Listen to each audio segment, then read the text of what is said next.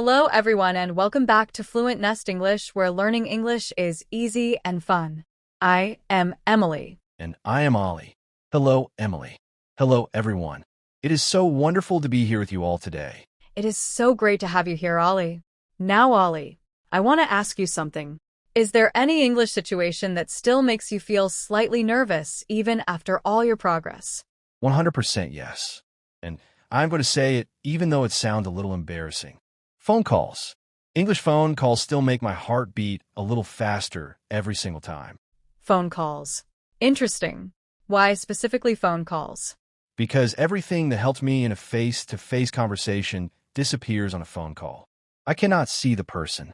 I cannot read their expression. I cannot watch their lips to help me understand. It is just a voice coming through a speaker. Fast, clear to them, sometimes not clear to me, and expecting an immediate response. And that combination. No visual cues. Fast speech. Immediate response expected. Is exactly why English phone calls feel so much harder than in-person conversations for so many learners. So many learners. I have spoken to so many people who say the same thing. They can have a confident English conversation in person, but the moment someone calls them on the phone, everything falls apart.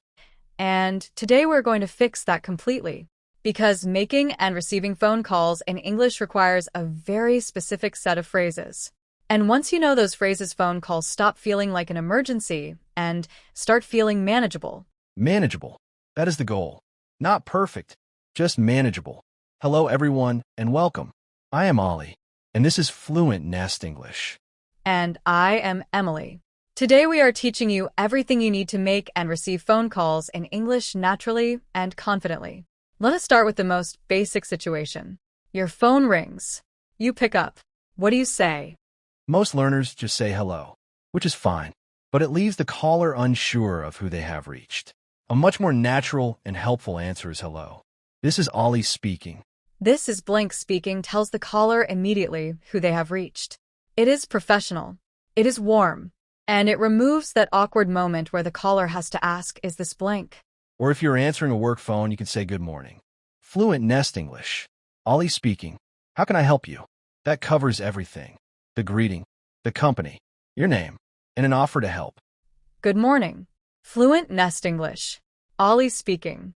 How can I help you? That sounds so professional and confident. Even if your heart is beating fast, the person on the other end hears complete calm. Now what about when you're the one making the call? You dial a number. Someone answers. What do you say first? The most natural opening when you are calling someone is hello. Could I speak to blank, please? Or hello. Is this blank? I am calling from blank.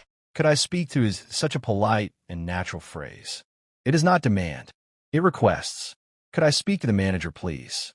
Could I speak to Sarah, please? Could I speak to someone in the bookings department, please? And if you need to explain why you are calling, you say, I am calling about blank. Or I am calling to blank. I am calling about my appointment on Thursday. I am calling to check on my order. Simple. Clear. Direct. I am calling about, and I am calling to are two of the most useful phrase starters for any phone call. They tell the person immediately why you are there, so they can help you quickly and efficiently. Now let us talk about what happens when you cannot understand something. Because on a phone call, things get missed. Connections are not always perfect. So normal. And yet so many learners stay silent when they have not understood. They say yes or okay, hoping that was the right response, when actually they heard nothing clearly. The phrases you need for this moment are so simple. I am sorry, I did not quite catch that. Could you say that again, please? Or, I am sorry, the line is not very clear. Could you repeat that for me? I did not quite catch that. That phrase is so gentle and so natural. It sounds like the connection was the problem. Not your English. Not your understanding. Just the line. And that is actually true most of the time. Phone connections are not always perfect. People do mumble. Background noise happens. Asking for repetition is not a weakness. It is good communication. Now what about putting someone on hold? Because sometimes you need a moment to find information or transfer a call. And most learners have no idea what to say in that moment. The most natural phrase is, could you hold for just one moment, please? Or bear with me for just a second. I am just going to check that for you. Bear with me means please be patient with me for a short moment. Bear with me for just a second. That sounds so professional and warm at the same time. You are not just disappearing. You're telling them where you're going and asking them to wait kindly. And when you come back to the line, you say thank you so much for holding, or sorry to keep you waiting. Both acknowledge that their time is valuable and that you appreciate their patience. Now everyone, if you're finding this helpful, please give this video a like and subscribe to Fluent Nest English. We make real English conversations every single week just for you. Yes, please subscribe. And tell us in the comments. Do English phone calls make you nervous? What is the hardest part for you? We genuinely want to know. We love reading every single comment.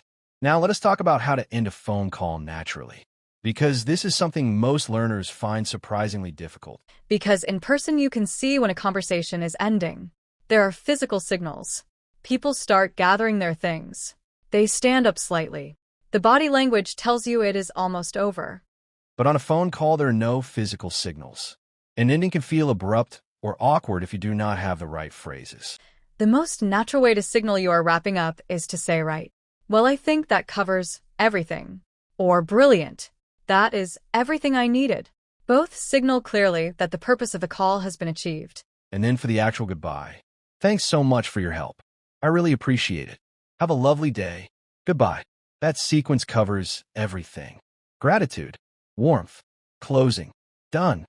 Or more casually. Great. Thanks so much. Have a good one. Bye. Short. Warm.